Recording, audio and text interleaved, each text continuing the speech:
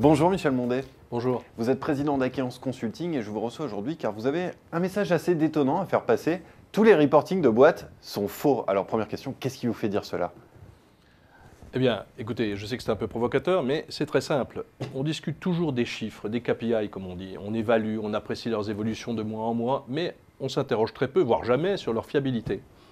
Or, très souvent, pour ne pas dire toujours, ces chiffres ne sont pas fiables. Certains agrégats ne sont pas aux mêmes dates, sont donc pas comparables, d'autres s'entendent parfois au sens large ou au sens strict.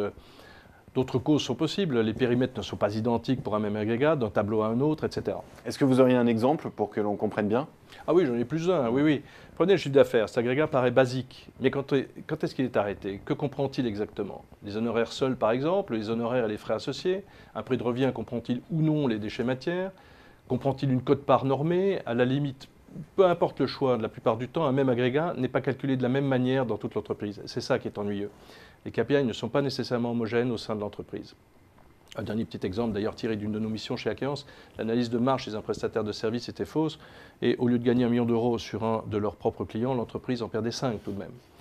Les coûts de la masse salariale avaient été affectés en ne tenant pas compte de la totalité des coûts.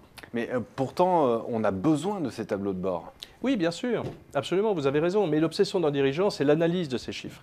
C'est en quelque sorte le besoin transcendantal de transformer le chiffre en lettres.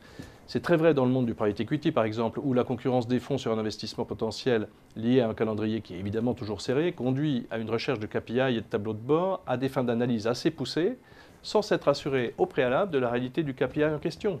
Les découvertes dites post-deal sont alors parfois assez décevantes. Mais alors, que préconisez-vous pour que l'information soit de meilleure qualité?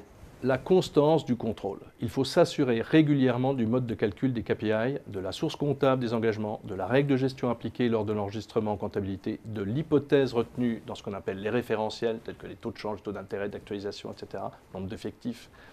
Ce pourrait être du ressort du contrôle interne, par exemple. Mais encore une fois, l'essentiel n'est pas d'avoir raison sur tel ou tel agrégat ou tableau de bord. L'essentiel, c'est qu'ils soient homogènes entre eux et que chaque agrégat soit le même dans toute l'entreprise. Il y va de la qualité de l'analyse corollaire, mais il y va aussi d'une meilleure compréhension au sein des équipes.